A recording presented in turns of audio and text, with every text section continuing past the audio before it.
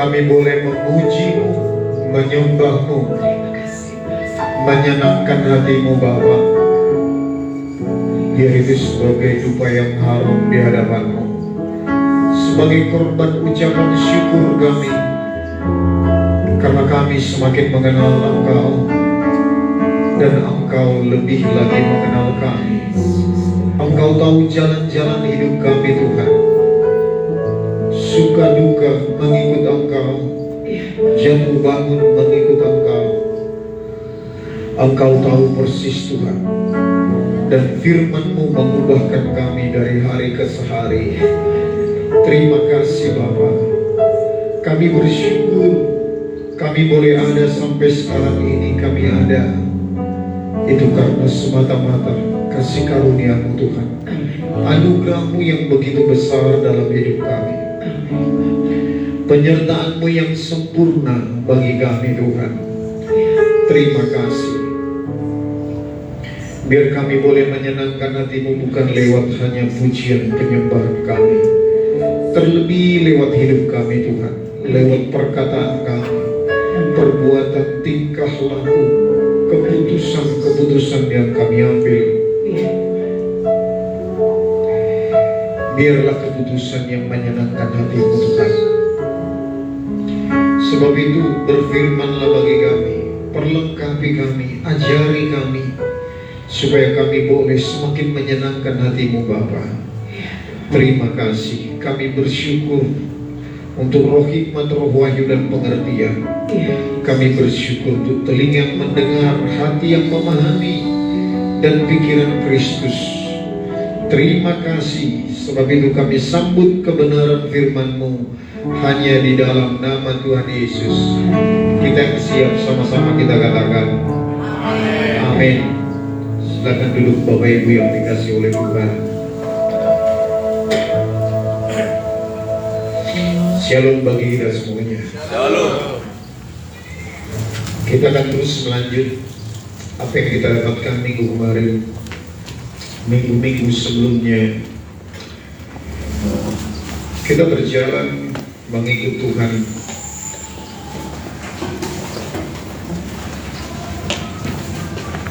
Tidak lagi berdasarkan hubungan antara Tuhan dan hamba. Bukan lagi berdasarkan hukum demi hukum.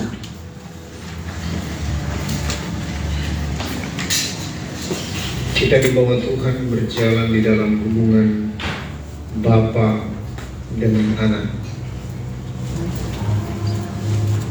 Kita sudah lama mendengar bahwa sebelum dunia dijadikan, sebelum Tuhan menciptakan alam semesta jagat raya ini, bahkan sebelum Tuhan menciptakan Adam dan Hawa, sebelum Kejadian 1 ayat 1, Tuhan telah merancangkan kita sebagai anak-anak Bapa. Amin. Amin. Amin. Supaya apa? Supaya kita aman. Supaya kita aman. Dari apa? Dari setiap pelanggaran-pelanggaran yang kita lakukan. Bukan berarti membebaskan kita melakukan pelanggaran, tetapi apa jadinya? Selama hidup kita di dunia ini yang sudah jatuh dalam dosa, selama pengaruh dosa telah beranak pinak dari zaman Adam dan Hawa, menurut penanggalan dari Alkitab 6.000 tahun, 7.000 tahun setelah Adam dan Hawa, dosa beranak pinak, berbuah, pengaruhnya semakin kuat, dan kita ada di bawah pengaruh dosa yang ada di dunia ini. Sistem dunia ini tentu akan membuat kita wajar saja sebagai manusia jatuh bangun. Bagaimana caranya supaya kita bisa hidup aman? Kita dirancangkan oleh Bapa hidup sebagai keluarganya. Sebagai keluarganya, hubungan kita sebagai Bapa dan anak. Ingat, kalau Bapa memandang anaknya tidak seperti memandang kepada musuhnya. Kepada musuhnya, kalau kita melanggar kebenaran firman Tuhan, kita akan dihakimi. Tetapi kalau kita sebagai anak, firman Tuhan berkata, anak yang kukasihi akan kutegur, kunasehati, kuhajar. Jadi bukan penghakiman lagi yang turun atas kita kalau kita jatuh dalam dosa dan pelanggaran. Tetapi pastikan benar-benar kita sebagai anak. Sebagai anak tidak mungkin kita berkata begini, biarin aja aku jatuh dalam dosa, toh juga nanti diampuni. Gak mungkin. Sebab roh Kristus benih ilahi telah ditaruhkan di hati kita. Roh Kristus itu berfungsi membuat kita supaya kita punya potensi untuk tidak bisa melakukan dosa lagi. Bahkan juga Roh Kudus yang dimeteraikan di dalam hidup kita semenjak kita lahir baru. Roh Kudus selalu berfungsi untuk membawa kita hidup dalam kekudusan. Jadi tidak mungkin kalau kita seorang anak berkata, suka-suka aku berbuat dosa, toh juga nanti diampuni. Tidak mungkin. Itu berarti kalau kita mengatakan seperti itu, berarti dipertanyakan kelahir baru baruannya. Dipertanyakan berarti kita sebagai anak. Kalian, ternyata semenjak Adam dan Hawa jatuh dalam dosa di Taman Eden, lihat, ada dua pohon. Ada satu pohon kehidupan di tengah-tengah taman ini. Yang kedua, ada pohon pengetahuan yang baik dan yang jahat. Mari lihat Bapak Ibu. Manusia itu dilarang untuk memakan buah pohon pengetahuan yang baik dan yang jahat. Nah lihat, buah pengetahuan yang baik dan yang jahat ternyata ada sisi kebaikannya.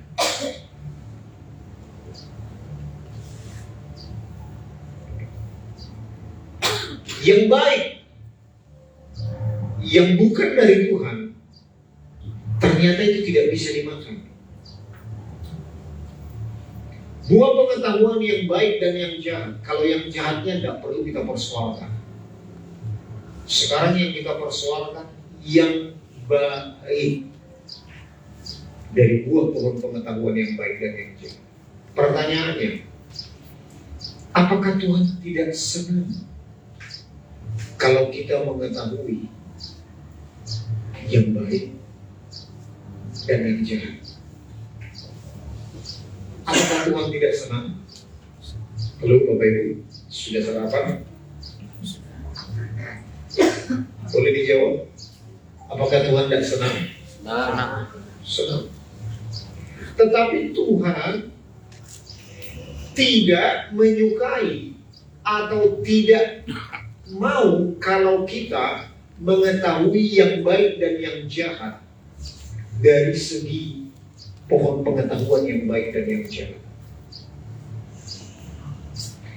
Dia tetap mau memberikan kita cara pandang untuk mengetahui yang baik dan yang jahat, tetapi dari Dia, bukan dari buah pengetahuan yang baik dan yang jahat, tetapi dari pohon kehidupan. Pohon kehidupan artinya apa?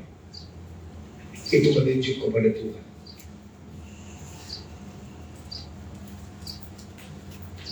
Pohon itu berbicara di sepanjang Alkitab, mulai dari Taman Eden, Mazmur Pujian Daud, Mazmur pasal 1, seperti pohon ditanam di tepi aliran sungai. Lalu Yesus berkata, akulah pokok anggur yang benar. Sampai di kekekalan dikatakan, ada pohon kehidupan yang daunnya dan buahnya kita bisa makan. Itu berbicara tentang Dia. Jadi pokok kehidupan itu adalah Dia sendiri. Jadi Tuhan mau kita mengerti yang baik dan yang jahat, tetapi menurut versi Dia. Contohnya, ada di antara kita yang mungkin latar belakangnya pecandu narkoba. Lalu ketika kita bertobat, kita telah dipulihkan Tuhan. Lalu kita melayani orang yang kecanduan narkoba. Kita tentu bisa lebih empati, lebih bisa mengerti keadaan daripada orang-orang yang terikat. Dan kita lebih bisa melayani mereka. Tetapi pertanyaannya, kalau kita tidak pernah terikat narkoba, apakah kita perlu harus mengalaminya terlebih dahulu? Apakah kita, supaya aku bisa melayani orang yang terikat narkoba, aku harus mencicipi narkoba dulu? Apakah begitu? Tidak. Dari Tuhan kita bisa mengerti. Tuhan akan memberikan penjelasan, Tuhan akan memberikan pengertian. Tuhan tidak kekurangan hikmat mengajari kita supaya kita mengerti. Sekalipun kita belum pernah mengalami jatuh bangunnya dalam kehidupan narkoba, terikat narkoba, tetapi kita bisa diberikan pengertian. Nah sekarang mari kita lihat perbedaan antara pohon kehidupan dengan pohon pengetahuan yang baik dan yang jahat. Oke, nanti baca di kitab Kejadian pasal 2. Di sana tertulis di tengah taman itu ada 2 pohon. Dan kita sudah paham dari sekolah minggu, buah pohon pengetahuan yang baik dan yang jahat tidak boleh dimakan.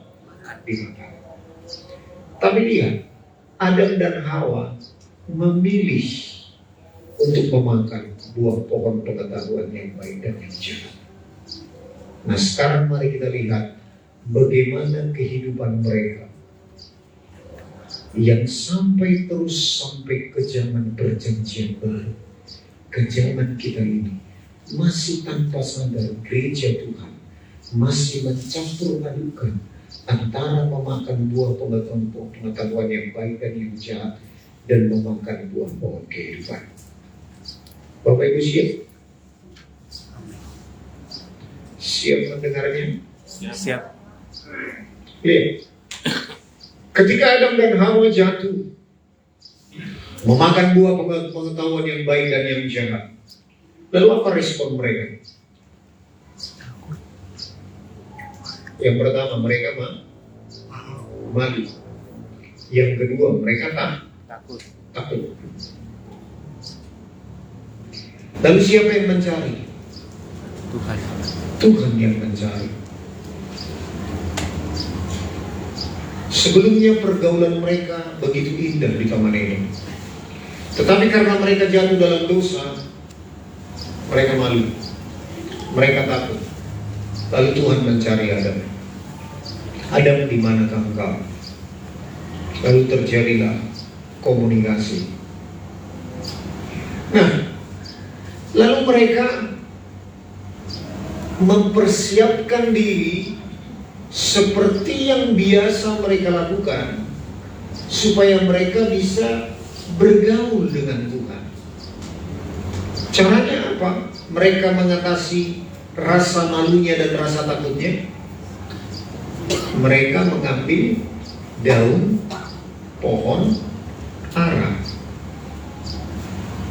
Mereka mencoba untuk berkenan kepada Tuhan dengan mengambil daun pohon ara.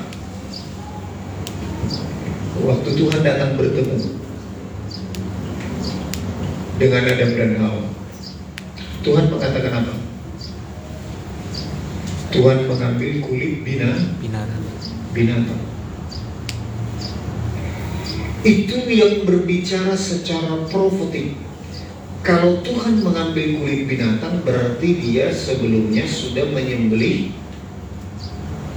domba atau kambing atau binatang. Itu berbicara secara profetik tentang korban penebusan Kristus.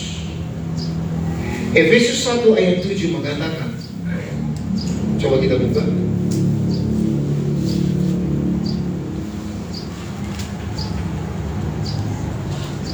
Sebab di dalam Dia dan oleh darahnya kita beroleh penebusan, yaitu pengampunan dosa menurut kekayaan kasih karunia-Nya. Lihat Bapak Ibu, dari Taman Eden, manusia itu mencoba hidup berkenan dengan usaha sendiri. Lihat, daun pohon ara itu berbicara tentang tanaman yang lahir dari tanah yang terkutuk. Bekerja keraslah engkau. Itu yang dikatakan kepada Adam. Tanah yang sudah terkutuk. Manusia mencoba berusaha supaya dia tidak malu, supaya dia tidak takut di hadapan Tuhan. Manusia mencoba berusaha dengan kekuatannya sendiri. Tetapi firman Tuhan berkata, oleh karena penebusannya, hanya oleh darah Yesus kita beroleh pengampunan dosa. Yang mengerti katakan amin. Lihat Bapak Ibu, semua agama di dunia ini itu berusaha dengan kekuatannya sendiri, berbuat amal, berlomba berbuat amal perbuatan baik. Apakah kita orang Kristen tidak melakukan itu? Kita melakukan itu, tetapi bukan dengan kekuatan sendiri. Kita sadar tanpa diampuni Tuhan kita tidak bisa berbuat baik. Kita sudah bahas 3 bulan kemarin. Semua perbuatan baik ketika kita sebelum menerima Yesus sebagai Tuhan dan Juru Selamat, itu adalah sia-sia. Bahasa Perjanjian Lama mengatakan kesalehanmu seperti kain kotor, nggak ada gunanya. Tanpa pengorbanan Kristus, semua perbuatan baik yang kita lakukan itu sia-sia.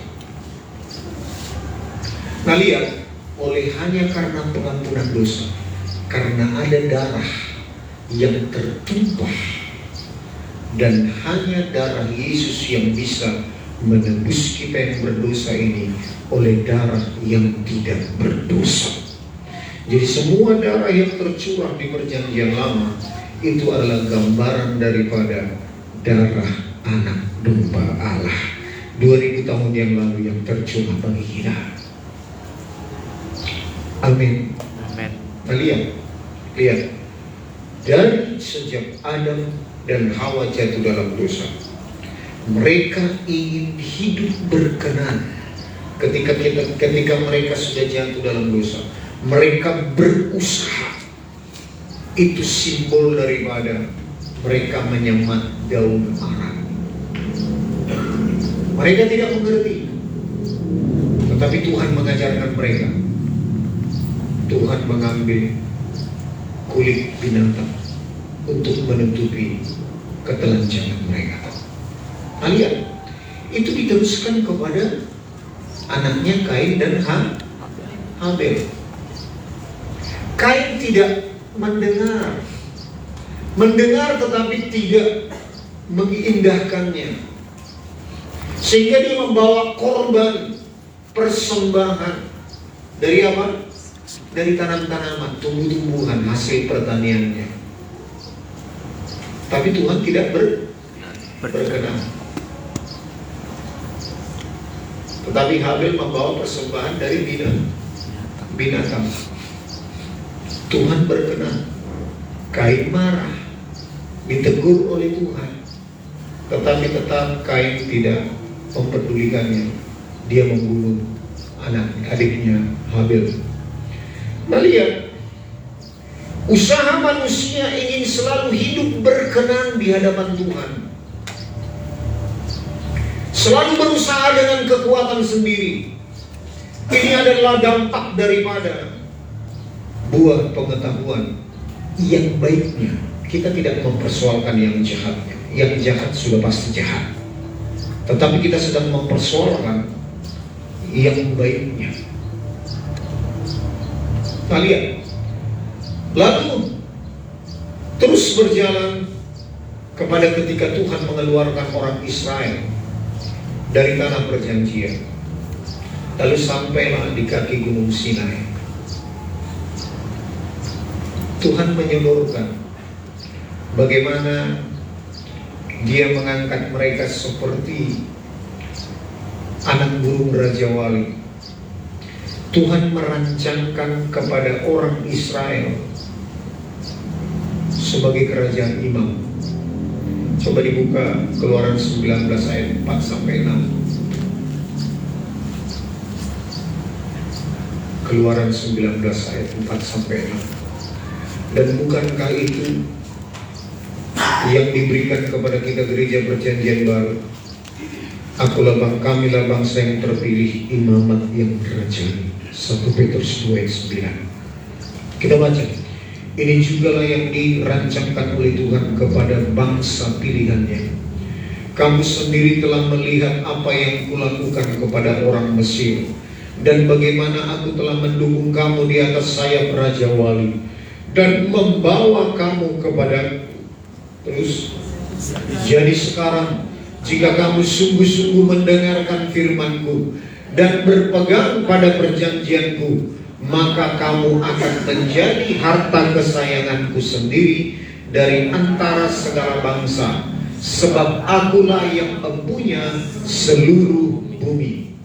Kamu akan menjadi bagiku kerajaan imam dan bangsa yang kudus.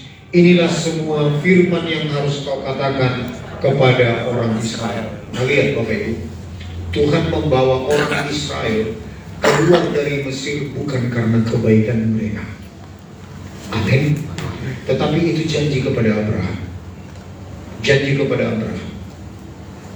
Nah, itu sudah panjang ceritanya. Lalu mereka dikatakan akan dijajah, akan diperbudak oleh sebuah bangsa selama 430 tahun. Lalu mereka dengan tangan Tuhan yang kuat membawa mereka keluar dari Mesir, bukan karena kebaikan mereka. Amin. Amin. Semuanya karena kasih karunia anugerah Tuhan. Lihat Bapak Ibu, lihat bedanya. Ketika bangsa Mesir, bangsa Israel selalu memberontak sebelum hukum Taurat turun, sebelum Keluaran 19 ayat 4 sampai 6, hukum yang berlaku kepada mereka adalah hukum anugerah kasih karunia Tuhan. Mereka selalu diampuni oleh Tuhan, diampuni oleh Tuhan, diampuni oleh Tuhan. Tetapi setelah hukum Taurat berlaku, lihat kematian 3.000 orang. Itu pertama kali. Ketika mereka membuat patung lembu emas, Musa pun marah. Terjadi kematian 3.000 orang lebih. Berikutnya terjadi kematian sampai hanya 2 yang tersisa. Dari yang diperkirakan 2 sampai 3 juta orang yang keluar dari Mesir.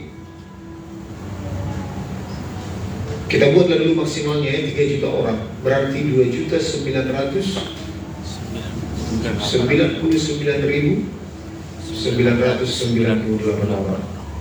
Itu semua mati di padang gurun. Karena apa? Karena mereka menentang Tuhan. Nah, lihat Bapak Ibu, waktu Tuhan mengajak mereka, Dia berfirman kepada Musa. Nanti baca Keluaran 19:20 sampai pasal 34. Waktu Tuhan menentang mereka, bawalah mereka, kuduskan mereka selama 3 hari. Jangan ada yang bermain-main, jangan ada yang mencoba-coba mengintip. Di hari yang ketiga Tuhan datang dengan kilat sabun menyambut di kaki gunung Sinai. Lalu mereka mengalami ketakutan. Lalu mereka berkata, biarlah Tuhan berbicara kepada engkau Musa, dan engkau Musa yang berbicara kepada kami. Apapun yang Tuhan perintahkan, kami akan lakukan. Sepertinya ini takut yang benar, tetapi ini ternyata takut yang palsu.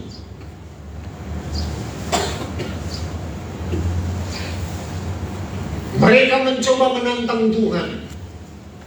Ulangan pasal 28, nanti Bapak Ibu baca, berulang kali saya bagikan, ayat 1 sampai 14. Dikatakan, jikalau engkau setia mendengarkan firman-Ku dan engkau melakukannya, maka ini daftar berkat. Ayat 1 sampai 14. Tetapi kalau engkau tidak setia mendengarnya, ayat 15 sampai ayat terakhir. Kalau engkau tidak setia mendengar firman Tuhan, apalagi tidak melakukannya, ini daftar kutuk. Artinya begini, mereka mencoba menantang Tuhan. Kalau engkau memberikan perintahmu, kami akan lakukan dan kami akan diberkati. Tetapi kalau kami tidak melakukan, kami siap untuk dikutuk. Kira-kira begitu tantangannya. Oke, kata Tuhan.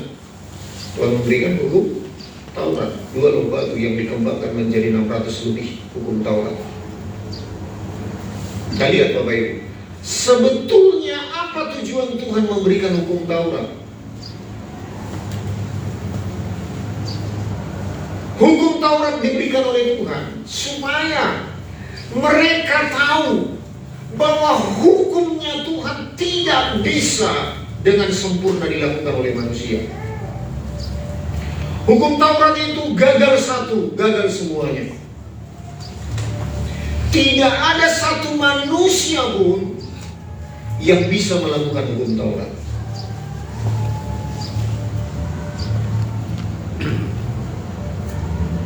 Paulus menjelaskan dengan secara belak-belakan. Coba buka Roma 11 ayat 32. Jadi hukum Taurat diberikan oleh Tuhan supaya mereka sadar bahwa mereka tidak bisa melakukan sempurna menurut cara Tuhan. Roma 11 ayat 32, kita baca ya. Sebab Allah telah mengurung semua orang dalam ketidaktaatan, supaya Ia dapat menunjukkan kemurahannya atas mereka semua. Ini menunjuk bangsa Israel. Allah telah mengurung semua orang dalam ketidaktaatan. Tidak bisa taat 100%. Supaya Ia dapat menunjukkan kemurahannya, artinya melalui anaknya yang tunggal. Kalau mereka terima, mereka bisa menerima kemurahannya. Amin Bapak Ibu. Inilah tujuan Tuhan memberikan hukum Taurat. Jadi diterangkan oleh Paulus di perjanjian baru yang kita yakin ya, yang menggantikan Yudas Iskariot melalui Tumim dan Tumim itu di Kisah Rasul pasal yang pertama. Itu yang terpilih adalah siapa? Matias. Tetapi tidak pernah terdengar ceritanya.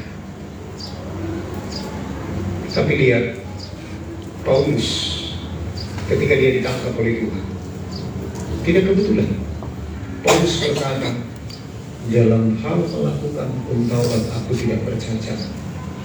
Tetapi dia berkata, itu kuanggap semua sampah, karena aku mengetahui Tuhan. Tidak kebetulan dia orang Yahudi tulen. Dia diberikan legalitas untuk mencari pengikut Tuhan, dan dia diberikan legalitas untuk membunuh setiap pengikut Tuhan, memenjarakannya. Tetapi dia ditangkap oleh Tuhan supaya dia boleh mengenal Tuhan dengan benar.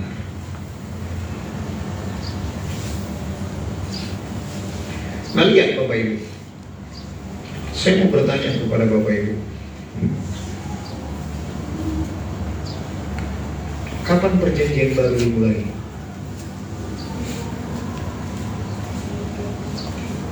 Menurut Alkitab kita, Alkitab kalau ada Alkitab yang manual,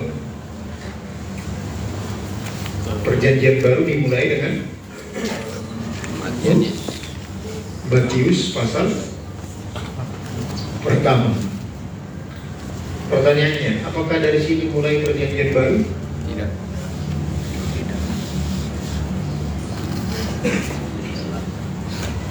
Karena ketika Yesus datang ke dunia ini, dia masih menghadapi orang-orang Yahudi. Dia mengutus murid-muridnya, biar kau terutama datang kepada bangsa Yahudi.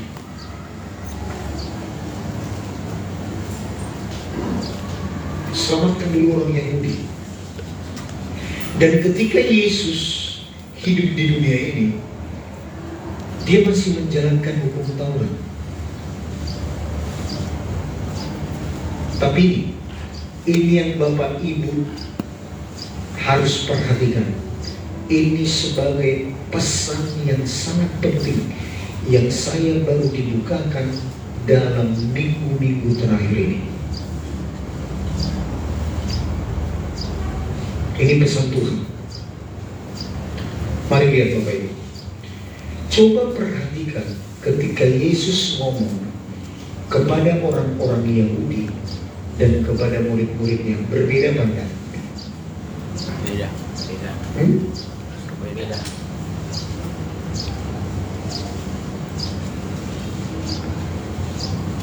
Berbeda banget. Beda. Sangat-sangat berbeda. Waktu dia menghadapi orang-orang Yahudi, apalagi ahli Taurat, orang Farisi, orang Saduki, bahkan dia sampai bilang, hai keturunan ular beludak. Dia tidak pernah ngomong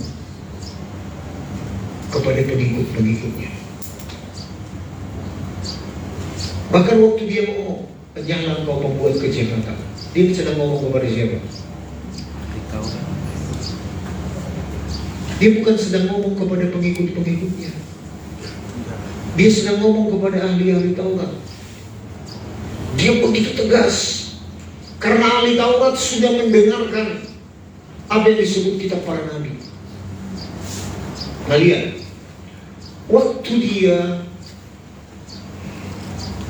menyembuhkan orang penyakit kusta, dia ngomong kepada orang yang telah disembuhkan, pergilah kepada imam.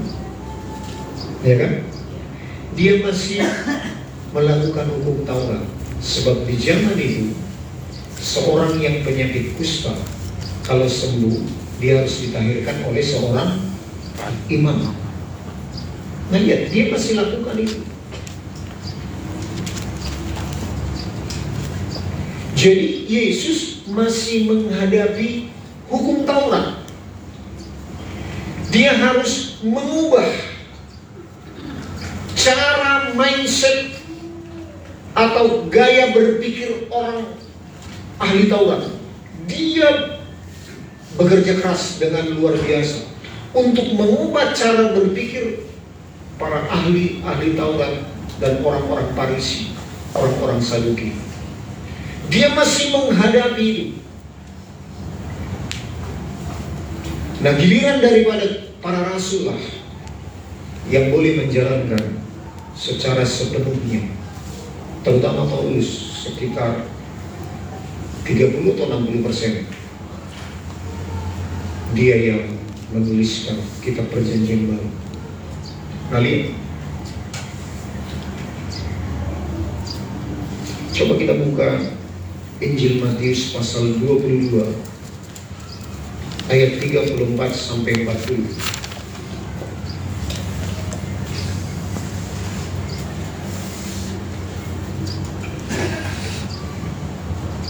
Kita baca ini. Ketika orang Farisi mendengar bahwa Yesus telah membuat orang-orang Saduki itu bukan, berkumpullah mereka. Dan seorang dari mereka, seorang ahli Taurat, bertanya untuk mencobai dia. Guru, hukum manakah yang terutama dalam hukum Taurat? Jawab Yesus kepadanya, kasihilah Tuhan Allahmu dengan segenap hatimu, dan dengan segenap jiwamu, dan dengan segenap akal budimu. Itulah hukum yang terutama dan yang pertama. Dan hukum yang kedua yang sama dengan itu ialah, kasihilah sesama manusia seperti dirimu sendiri. Pada kedua hukum inilah tergantung seluruh hukum Taurat dan kitab para nabi. Siapa yang masih mempercayai dan meyakini sebagai perintah Tuhan yang harus kita lakukan? Mengasihi Tuhan dan mengasihi sesama. Ayo, jangan ragu, jangan takut. Nah lihat, ditutup dengan ayat ini. Pada kedua hukum inilah tergantung seluruh hukum Taurat dan kitab para nabi. Artinya,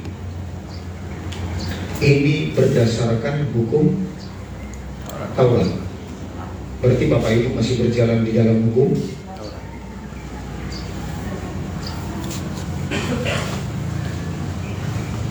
Kita masih mempercayai ayat ini apa enggak? Ayat. Kita masih hidup di dalam ayat ini apa enggak? Hidup. Lihat, tanpa sadar kita sudah mencampur adukkan antara hukum Taurat dengan kasih karunia. Padahal sudah jelas dikatakan pada kedua hukum inilah tergantung seluruh hukum Taurat dan kitab para nabi. Lalu apa dasar ahli Taurat itu tadi mengatakan Manakah yang terpenting? Menurut hukum Taurat. Lalu Yesus menjawab, secara hukum Taurat. Itulah jawabannya. Kasihilah Tuhan Allahmu dengan segenap hatimu, segenap jiwamu, segenap kekuatanmu. Lalu kasihilah sesamamu seperti dirimu sendiri. Apakah itu perintah Tuhan di zaman Perjanjian Baru? Tapi apakah kita gereja Perjanjian Baru masih menganut ayat ini? Masih. Tanpa sadar kita masih mencampur adukan antara hukum Taurat dengan hukum kasih karunia. Lihat, apa kata Tuhan? Apa perintah Tuhan yang baru tentang mengasihi? Yohanes 13 ayat 34. Bukan ini yang Tuhan sodorkan. Ini menurut hukum. Enggak ada yang pernah dijawab lagi. Ini menurut hukum. Betul nggak? Jelas nggak dikatakan? Tetapi coba baca ayat 34 ini. Aku memberikan perintah baru kepada kamu, yaitu supaya kamu saling mengasihi, sama seperti aku telah mengasihi kamu, demikian pula kamu harus saling mengasihi. Inilah perintah baru Tuhan Yesus. Itu tadi perintah lah. Apa perbedaannya? Apa perbedaan perintah lama dengan perintah baru? Ayo. Apa perbedaannya?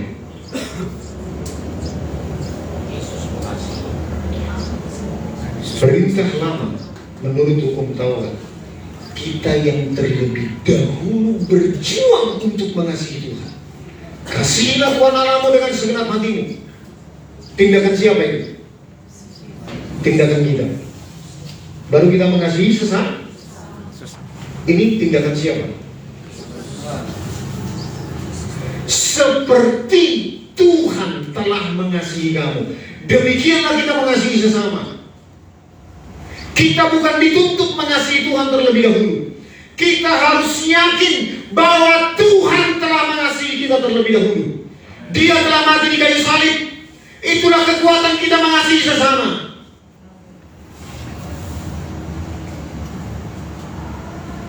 Kalau kita mengandalkan kekuatan kita mengasihi Tuhan, kita pasti gagal. Yang mengerti katakan amin. Amin. Tapi kalau kita mengandalkan kasih Tuhan, kasih Tuhan itu apa? Kasih agape, agapao. Kasih yang sifatnya satu arah. Kasih kita kepada Tuhan sudah dilambangkan oleh Petrus. Dia berkata, aku filia terhadap engkau Tuhan. Kasih persaudaraan, nggak bisa kasih agape.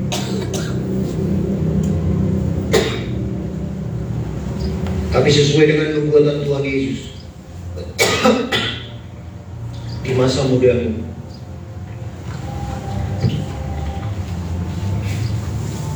engkau tidak bisa melakukannya. Tetapi di masa tuamu, engkau akan memberikan tanganmu. Artinya, dia bisa mengasihi Tuhan sehingga dia berkata, salibkan aku dengan kepala terbalik. Aku tidak layak mati seperti Tuhanku. Petrus mewakili kita. Kita pun selama di dunia ini kita berjuang mengasihi Tuhan, padahal caranya salah. Harusnya kita menyadari Tuhan telah mengasihi kita terlebih dahulu. Mari dengarkan Bapak Ibu, jemaat yang dikasihi oleh Tuhan, pelayan-pelayan yang sudah mengambil dalam pelayanan. Jangan berpikir saudara datang beribadah, Jangan saudara berpikir saudara melayani untuk diberkati. Jangan berharap seperti itu. Yang mengerti boleh katakan amin. Amin. Ini konsep hukum Taurat. Kalau engkau setia mendengarkan firman-Ku dan engkau melakukannya, maka daftar berkat. Tapi mau gak? Kalau gak setia melakukannya, daftar kutuk. Enggak. Kutuk telah diselesaikan Yesus di kayu salib. Amin. Amin. It's finished. Sudah selesai. Yang pertama kutuk dosa. Setiap dosa dan pelanggaran kita telah dipikul oleh Yesus di kayu salib. Yang kedua, segala berkat rohani. Efesus 1 ayat 3 sampai 5 berkata, segala berkat rohani di dalam surga telah diberikan lewat anaknya yang tunggal, Tuhan Yesus Kristus. Jadi kalau kita datang beribadah, kalau kita datang melayani, jangan pakai konsep supaya untuk diberkati. Tetapi kita datang beribadah, kita datang melayani karena kita sudah diberkati. Amin. Tidak salah kalau berpikiran mula-mula seperti itu. Tidak salah. Tidak salah. Tetapi mari diperbaiki oleh Tuhan. Sehingga Bapak Ibu,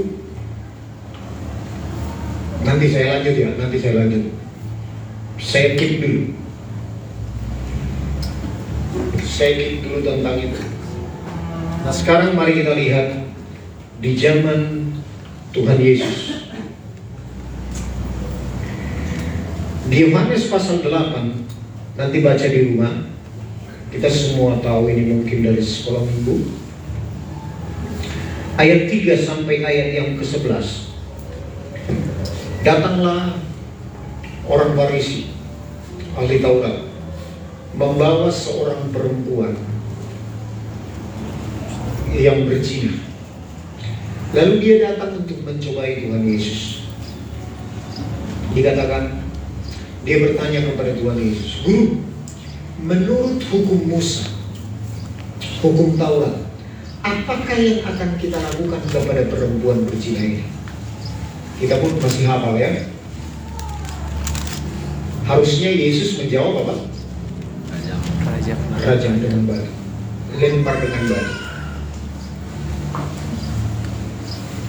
Lalu Tuhan Yesus seolah-olah cuek mendengar. Dia menulis dengan tangannya.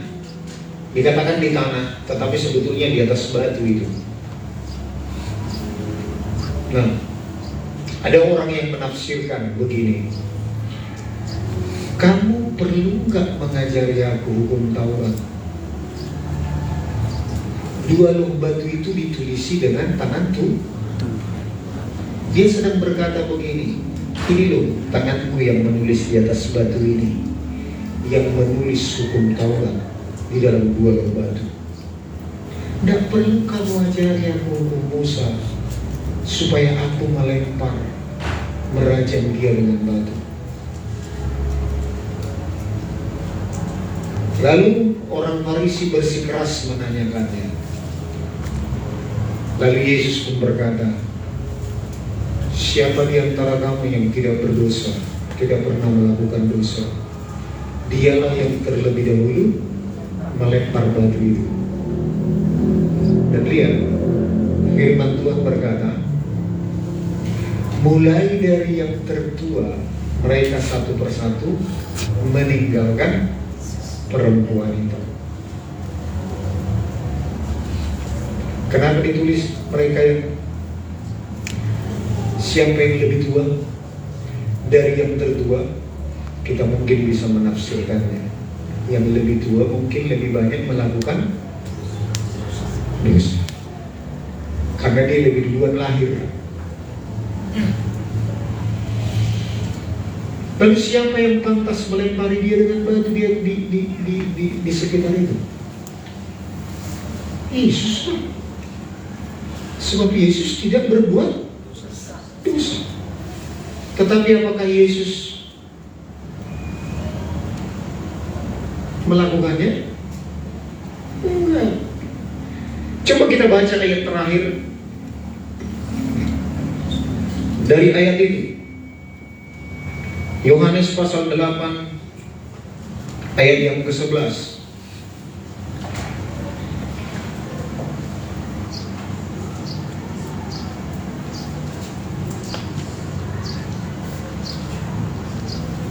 Lalu ini yang dikatakan Tuhan Yesus kepada perempuan ini. Kita baca sama-sama. Oh ya. Jawabnya, tidak ada Tuhan. Lalu kata Yesus, aku pun tidak menghukum engkau. Pergilah dan jangan berbuat dosa lagi mulai dari sekarang. Lihat. Hukum Taurat mengajarkan penghukuman. Hukum Taurat itu begini definisinya, menuntut, tetapi tidak memberikan jalan keluar. Hukum Taurat menuntut kita untuk melakukan apa yang diperintahkan oleh Tuhan, tetapi tidak pernah memberikan jalan keluar. Tetapi hukum kasih karunia memberikan jalan keluar. Yesus berkata, pergilah dan jangan berbuat dosa lagi mulai dari sekarang. Terjemahan lain berkata, pergilah, maka kasih karuniaku akan memampukan engkau supaya engkau tidak bisa berbuat dosa lagi. Dan itu digenapi ketika kita lahir baru, kita menerima benih Kristus. 1 Yohanes 3 ayat 9 mengatakan, barang siapa lahir dari Allah, di dalamnya ada benih ilahi yang memberikan dia potensi untuk tidak bisa melakukan dosa lagi. Itulah kasih karunia Tuhan. Amin. Dan juga Roh Kudus yang dimeteraikan. Roh Kudus selalu berfungsi untuk menguduskan kita. Nah lihat, sekali lagi saya ulang. Hukum Taurat kerjanya menuntut tetapi tidak memberikan jalan keluar. Hukum kasih karunia memberikan jalan keluar supaya kita bisa keluar dari dosa. Bapak Ibu mau pilih apa? Hukum Taurat atau kasih karunia? Kasih karunia. Hukum Taurat gambaran daripada buah pengetahuan yang baik, bukan yang jahat. Kalau yang jahat sudah berasal dari si iblis.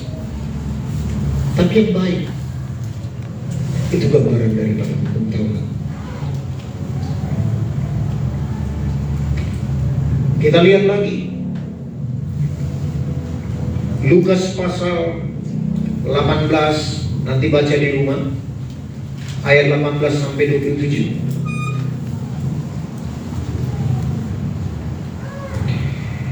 Ini berbicara tentang seorang anak muda yang kaya. Dia datang kepada Tuhan. Guru yang baik, apakah yang akan aku lakukan supaya aku memperoleh hidup yang kekal? Lalu Yesus berkata, tidak ada yang baik, hanya Allah saja yang baik.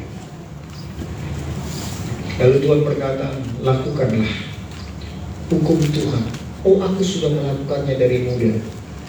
Nah, Injil Matius lebih tegas lagi mengatakan.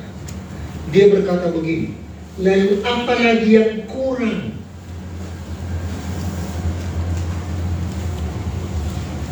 Lihat, apa lagi yang kurang yang ingin kulakukan biar aku sempurna? Hukum Taurat selalu menuntut, tidak pernah merasa sempurna. Apalagi yang kurang? Ketika Tuhan Yesus mengatakan, juallah segala harta milikmu, berikanlah kepada orang miskin, datanglah kepadaku dan ikutlah aku. Lalu orang muda yang kaya ini dengan sedihlah hatinya, dan dia pun meninggalkan Tuhan Yesus. Lihat, itu Lukas 19. Lukas 18. Tapi Bapak Ibu perhatikan, penulisan kitab itu sebetulnya di awal tidak dibedakan dengan bab demi bab, perikop demi perikop. Nanti baca Lukas 19. Di situ ada seorang yang namanya Zakheus, orangnya pendek, dia pemungut cukai. Dan dia penasaran, sudah lama mendengar tentang Yesus, tetapi dia tidak pernah melihat. Lalu dia mendengar kabar dia akan lewat. Lalu dia mendahului orang banyak karena dia pendek. Dia memanjat pohon. Lalu Tuhan berkata, Zakheus, hari ini aku harus ada bersama-sama dengan engkau. Lalu mereka, Tuhan Yesus masuk ke rumahnya Zakheus. Apa yang terjadi? Penduduk di sekitar situ yang mengenal Zakheus bersungut. Masakan dia bergaul dengan orang berdosa? Kalian lihat Bapak Ibu, Zakheus berkata begini, Guru, setengah dari hartaku kuberikan kepada orang miskin. Lalu kalau ada yang mengaku yang berhasil kutipu, kukembalikan 4 kali lipat. Lihat, bedanya antara orang muda yang kaya dengan Zakheus yang berdosa. Orang muda yang kaya mundur, tidak mau menjual semua hartanya. Zakheus, karena Tuhan Yesus datang ke rumahnya membawa kasih karunia, tanpa diminta oleh Tuhan, dia memberikan kekayaannya kepada orang miskin. Tuhan Yesus datang membawa jalan keluar. Hukum Taurat membawa kita hanya untuk dituntut dan dituntut. Siapa yang mau masih hidup di dalam hukum Taurat? Kita semua mau hidup di bawah kasih karunia Tuhan. Amin. Kita berikan tepuk tangan bagi Tuhan.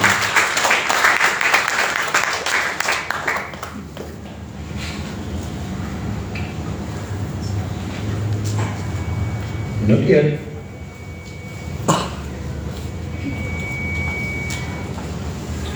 saya simpulkan dari Matius pasal 22 tadi dan Yohanes 13 ayat 34. Jadi kalau kita menyadari bahwa kita hidup karena anugerah Tuhan, Efesus 2 ayat 8 sampai 9 itu berkata, bukan karena perbuatanmu, tetapi karena iman, karena percayamu kamu diselamatkan, bukan karena perbuatan baikmu. Tapi ingat, setelah kita menyadari bahwa kita diselamatkan karena iman, karena percaya kita kepada Tuhan, baru kita melakukan perbuatan baik.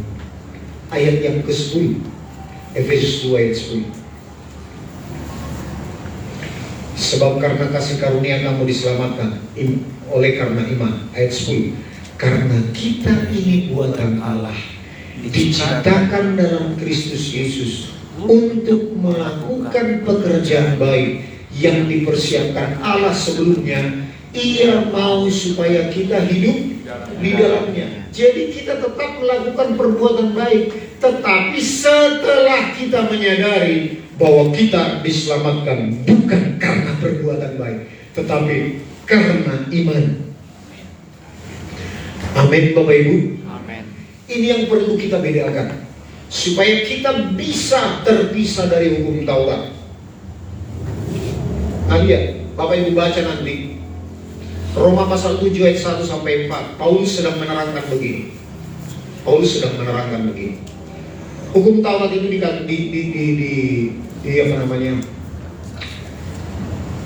dibuat oleh Paulus bahasanya seperti suami kita yang pertama. Sementara hukum Taurat tidak bisa mati. Itu hukumnya Tuhan. Satu iota pun tidak bisa digagalkan. Nah, lihat. Seorang istri pasti akan terikat kepada suami. Selama suami hidup, istri tidak boleh menikah. Kapan istri boleh menikah? Kalau suaminya mati. Nah, lihat. Lalu dikatakan hukum Taurat tidak bisa mati. Lalu siapa yang mati? Kita yang mati. Kita mati terhadap hukum Taurat. Ayat itu berkata, oleh pengorbanan tubuh Yesus, kita mati untuk hukum Taurat. Supaya kita dibangkitkan hidup untuk Dia, yaitu suami kita yang baru, yaitu Tuhan Yesus Kristus. Nanti jelasin di Roma pasal 7, nanti baca Bapak Ibu. Jadi ini sudah perintah Tuhan. Kita harus lepas dari hukum Taurat supaya kita disandingkan dengan Tuhan Yesus. Sebab hukum Taurat hanya tahu bisa menuntut dan menuntut. Dan memang tujuan Tuhan pertama kalinya memberikan hukum Taurat karena orang Israel sombong. Mereka berkata, berikanlah kepada kami, berkatalah kepada Musa. Lalu engkau memberkati kami kalau kami melakukan perintahmu. Kalau kami tidak taat, tidak setia melakukannya, biarlah kami dikutuk. Nah, itu kan tantangan ini. Itu jenis kesombongan. Amin Bapak Ibu. Dan ternyata waktu Tuhan memberikan hukum Taurat, satu pun tidak bisa lolos. Daud yang dipuji oleh Tuhan di perjanjian baru sebagai orang yang berkenan di hati Tuhan, jatuh apa enggak? Jatuh. Tapi kita umat perjanjian baru, adakah yang lebih berdosa daripada Daud? Banyak. Tetapi di mata Tuhan, kita semua sudah diampuni. Roma 5 ayat 8 dikatakan, selagi kamu di dalam dosa, Kristus telah mati bagi kamu. Kita belum lahir dari mama kita, kita sudah berdosa dari Adam dan Hawa. Tetapi Kristus telah mati bagi kita. Amin Bapak Ibu. Amin. Jadi mari kita lihat pengorbanan Tuhan Yesus itu yang pertama. Makanya dikatakan oleh Tuhan waktu perjamuan kudus, ini yang perlu kita lakukan. Ingatlah akan pengorbananku. Jadi kalau ada kesibukan kita yang paling tinggi, kita sesibuk-sibuknya, jangan sampai kita melupakan pengorbanan Tuhan Yesus. Itulah yang membebaskan kita. Amin. Jadi jangan takut mati kapanpun. Mati kapanpun kita tidak masuk neraka, sebab pengampunan telah diberikan kepada kita. Bagi kita yang ada di dalam Kristus Yesus, dikatakan tidak ada lagi penghukuman. Roma 8 ayat 1. Barang siapa hidup di dalam Kristus, baginya tidak ada lagi penghukuman. Jadi mari kita lihat. Ini aplikasi dari Matius pasal 22 ayat yang ke-37, 34 sampai ayat 40, dan Yohanes 13 ayat 34, perintah baru Tuhan Yesus. Lihat, kita bisa mengasihi sesama karena kita terlebih dahulu dikasihi oleh Tuhan. Inilah perintah baru bagi kita. Jadi aplikasinya adalah begini. Saya mau tanya, siapa yang sudah bosan hidup begitu-begitu aja sebagai orang Kristen? Saya tutup mata. Siapa yang sudah bosan?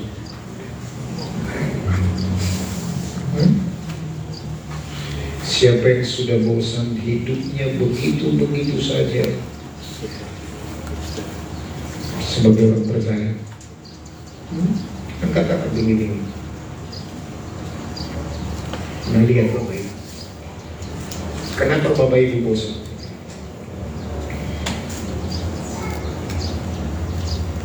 sebagai pelayan, kenapa hidup begini-begini saja? Sebagai jemaat, kenapa hidupku begini-begini saja? Ingin lebih baik. Pengen lebih baik, tetapi hidupku begini-begini saja. Kenapa? Terima kasih ya. Karena kita masih tercampur aduk antara hukum Taurat dengan hukum kasih karunia.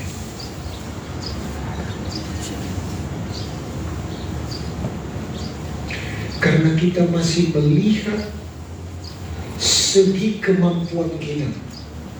Oh iya Tuhan, aku masih jatuh dalam dosa. Oh iya Tuhan, aku melihat temanku kok begitu-begitu aja. Sesama pelayan, kalau aku rajin melayani, temanku gak rajin melayani, aku menjadi surut Tuhan.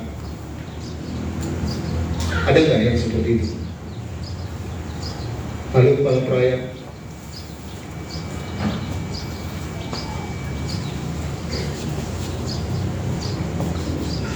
terutama apalagi yang paling banyak kegiatannya adalah tim worship. Saya ikut juga tergabung di WA group tim worship. Ada banyak sekali alasan dari kita pelayan tim worship yang tidak mau ikut latihan. Alasan karena STM di rumahku, karena keluarga aku datang, karena menjenguk orang sakit, karena ini, karena ini, karena ini. Lihat, karena melihat keadaan itu, kita menjadi tawar melayani. Betul nggak Bapak Ibu? Oh, nggak ada yang ngaku. Nggak berani ngaku.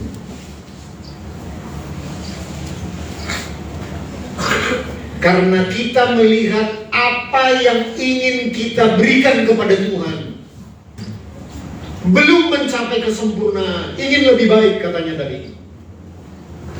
Sehingga kita tawar. Kita nggak ingat perintah baru Tuhan Yesus adalah seperti Dia mengasihi kita. Jadi kalau kita melihat ketidaksempurnaan kita, ketidaksempurnaan teman-teman kita melayani, ingatlah kasih Tuhan atas mereka. Ingatlah kasih Tuhan atas kita. Bukan mengadili mereka, bukan. Tetapi kita tetap menerjemahkan bagaimana mengasihi Tuhan kepada kita, yaitu dengan menasihati Dia, memberikan kepada Dia. Ayo mengingatkan, ayo kita rajin melayani. Kita melayani karena terlebih dahulu dilayani oleh Tuhan. Amin. Amin. Jadi jangan kita melihat semua ketidakmampuan kita, semua kegagalan kita. Kalau itu yang kita perhatikan, kita masih tersandung hukum Taurat. Sekarang mari kita lihat, apakah pernah Tuhan mundur mengasihi kita? Jadi gimana kalau kira-kira kita mundur? Mundur sebagai jemaat Tuhan, mundur sebagai pelayan.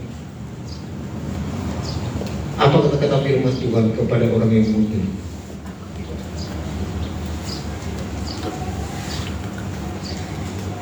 Kita baca Ibrani 10 ayat 38 dan 39.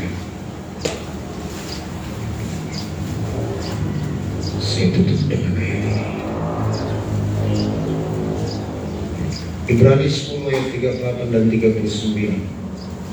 Ingat dari Taman Eden, Adam dan Hawa berusaha untuk berkenan, mengatasi malu dan takutnya dengan menyembah pohon ara, supaya bisa hidup berkenan. Nah, orang Israel juga, semuanya, ahli Taurat juga. Kita baca ayat 34 dan 39. Tetapi orangku yang benar akan hidup oleh iman. Dan apabila ia mengundurkan diri, maka aku tidak berkenan kepadanya. Tetapi kita bukanlah orang-orang yang mengundurkan diri dan binasa, tetapi orang-orang yang percaya dan yang beroleh hidup. Bagaimana cara pandang Tuhan kepada orang yang mengundurkan diri? Tidak berkenan. Tidak berkenan.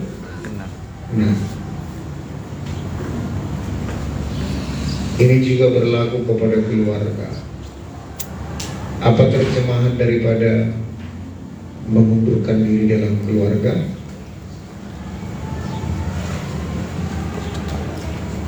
Kalau suami atau istri atau kedua-duanya minta bercerai, itu artinya mengundurkan tidak berkenan. Apa definisi hidup suami dan istri? Sama seperti Kristus mengasihi jemaat, demikianlah suami mengasihi istri. Artinya kalau kita mengundurkan diri sebagai suami dan istri meminta cerai kepada pasangan kita, berarti kita sedang mengundurkan diri, terpisah dari Tuhan Yesus. Berarti kita tidak layak diselamatkan. Hati-hati dengan mengundurkan diri.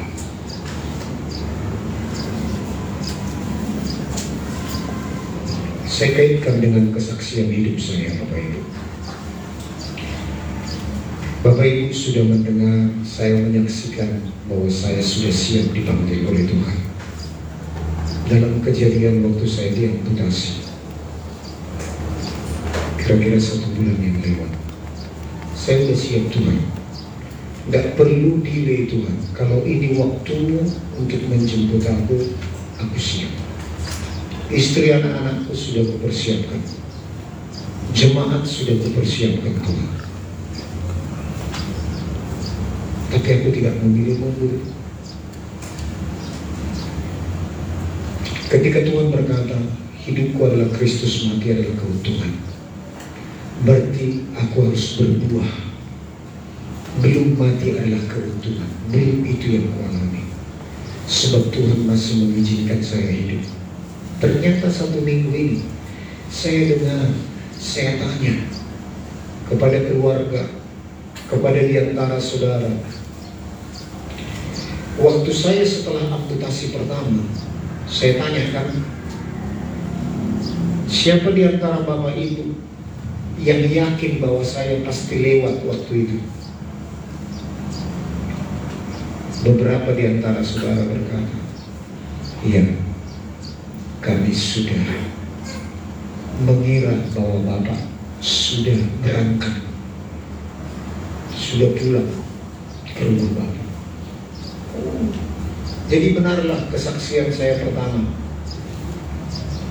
amputasi pertama itu, perjalanan saya ke Golgota.